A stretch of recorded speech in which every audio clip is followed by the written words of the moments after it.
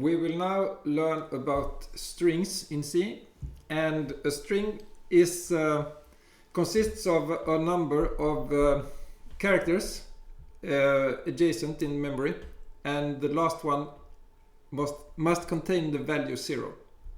So C is fun, is a string and consists of 9 bytes. 8 visible characters and a terminating null byte. Okay, and this car array, it's not the string, but it can hold a string. I mean, we can put a string there if we terminate it properly with put a byte with the value 0 there. And this car pointer, it can point to a string, but it is not a string.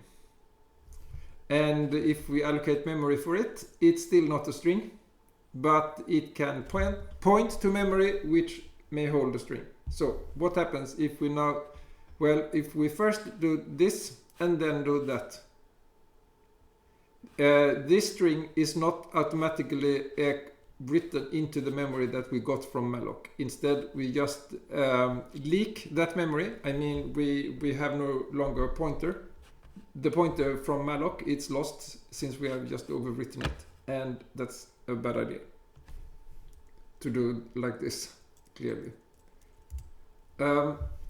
One thing that sometimes confuses C programmers, also experienced ones, is character arrays and string literals. Okay, so let's look at a pointer, and this pointer points to a string literal. A string literal is like a constant that we write in the code. I mean in the source code, and that constant will be part of the program when we run it. Okay, so it will look like this, somehow like this. We can say this is a global variable. So here again we have first instructions, and then we have this pointer S, and it points to the string which is located somewhere, say here. C is fun. So this pointer points there. Okay, and this part is typically in a part of memory which is read-only. The operating system can, there is something called a page in memory, and a page is usually 4 kilobytes. It can be 8 kilobytes, but it's often 4 kilobytes. And the operating system can decide that a certain page that's should be readable or writable or both, or executable. That means we can interpret the ones and zeros as instructions and execute them. And these string literals, they are typically put in a page which is read-only. Read-only. Okay? Okay, so what happens if we do it like this? If we prefer a capital C? Well, the program will crash. But it's not guaranteed that the compiler puts this in read-only, so we may change this string literal, and that can be a very bad thing, because there may be some other pointer which also points to the same string literal. Okay, and since the compiler knows that these are that the program should not modify this, it may actually save memory by letting it also T point to the same string literal. So if we would succeed changing what S points to, we would change what T points to. I mean the data to, so it would be chaos. But usually the program crashes. So that's a string literal, and the string literal, as we just saw, is part of the program when it runs. Here we have an array of characters, and we initialize it with a string. This is not a string literal, it's a string.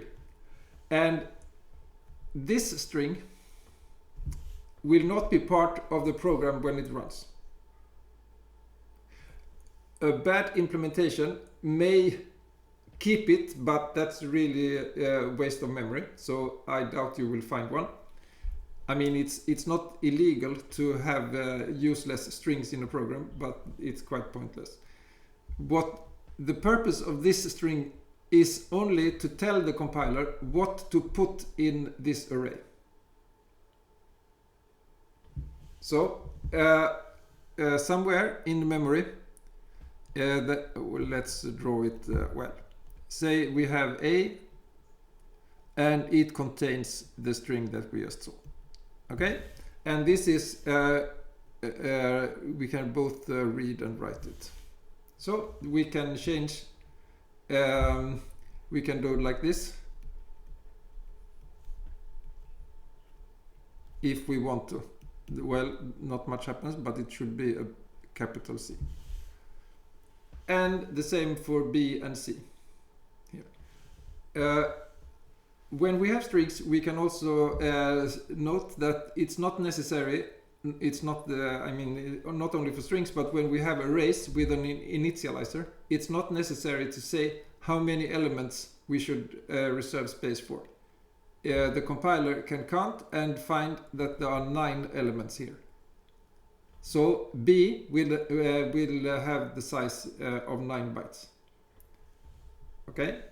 This is a somewhat dangerous rule, but it's acceptable to initialize a car array with a string where the terminating null byte does not fit. Some compilers may write a warning, but this is perfectly legal and perfectly dangerous code. So why do we want this? I mean, why is this accepted in the language? Well, it can be useful in some cases where we have tight memory requirements and don't want the null byte. Okay, I mean, if we want to say memory, we can skip it and create it when we need it. So, if we want to copy a string, and by copy I mean creating allocating memory and creating this copy.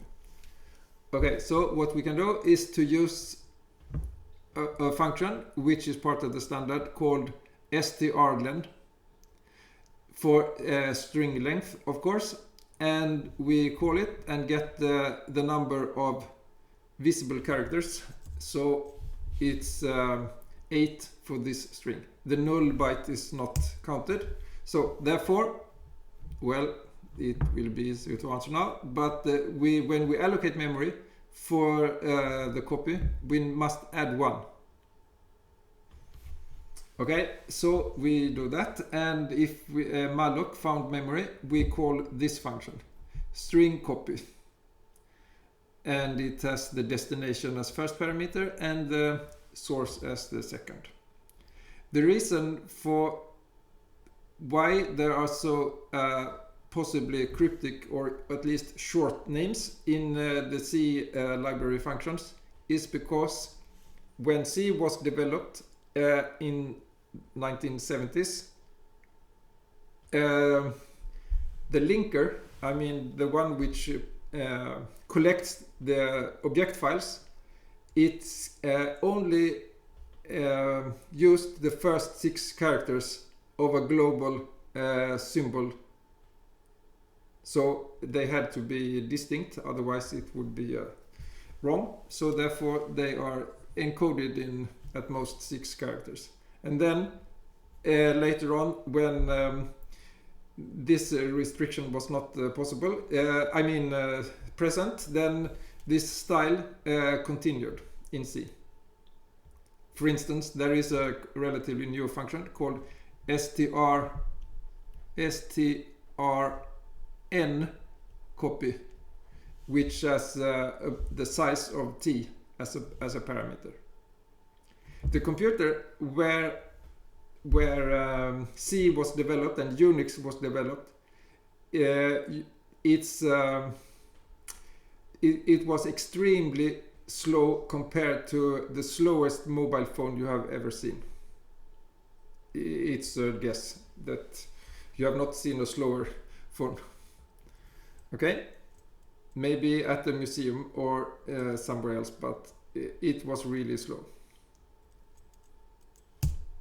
So let's see how we can implement this function strlen.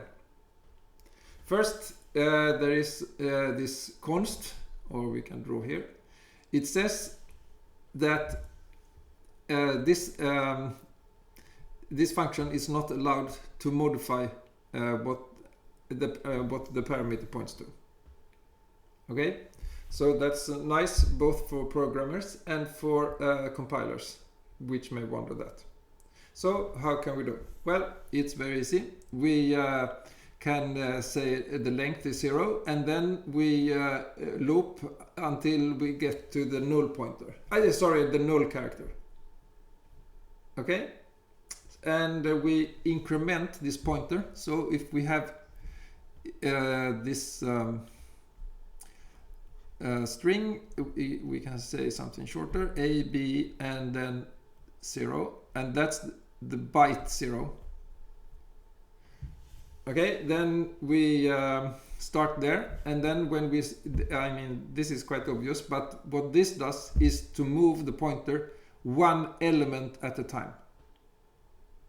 So in this case, it will actually move 1 byte, since a car is equal to 1 byte. But if this would be a double pointer instead, and each element would be 8 bytes,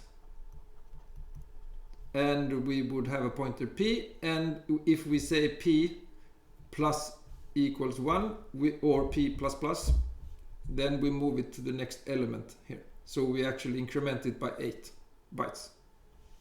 Okay, so is there a problem with this function? No. Well, one could be that we pass a null point. If we do it like this, strlen and null, what will happen? The program will crash. But this is a buggy program that does this, so we shouldn't slow down all correct programs.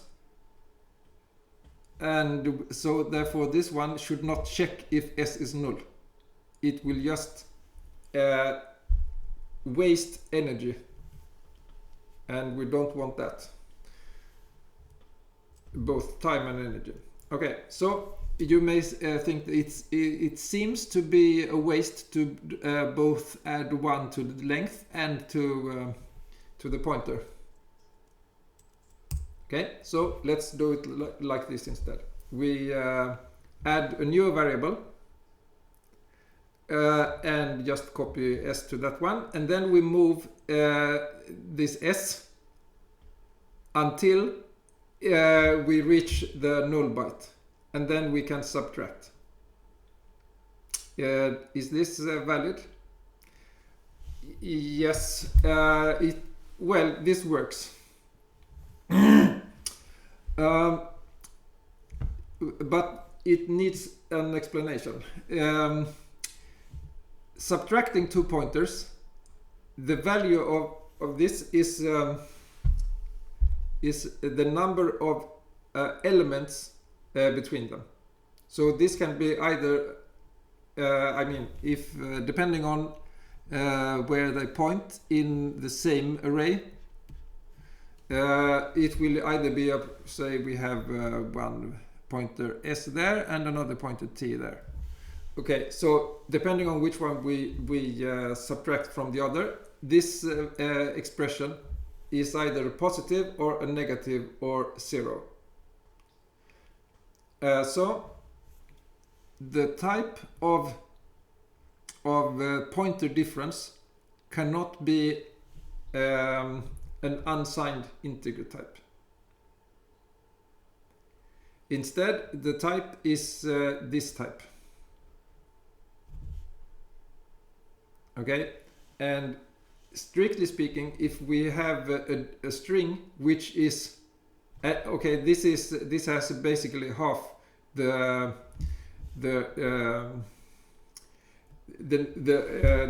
range of an unsigned type of the same size. So if this would be if the strings here are gigabytes long, then we could get a signed overflow when we subtract, but that's not very big risk. Okay, so let's look at this type again. Size t, that's an unsigned integer type, so it could be unsigned int, unsigned long, or something else. Okay, so should we write it like this instead? Actually, it's not needed, because with a good compiler such as GCC, and I tested it on the Power machine, they result in the same machine code.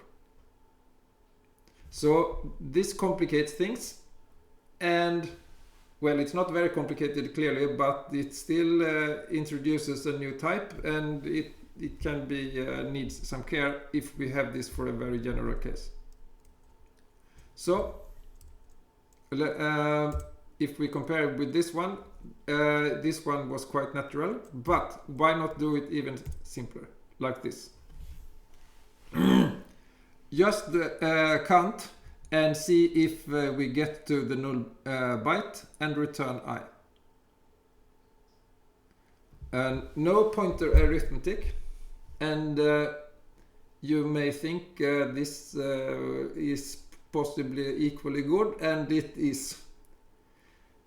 With optimization, this produces with GCC exactly the same machine code. So the bottom line, keep it simple until you know its worth, in quotation, trying to optimize it by hand. So when is it worth optimizing by hand? Well, you can read the machine code, or you can profile. We will come to that, how to do this, and determine if this is the most time-consuming part of the program, and if it's not, just forget it.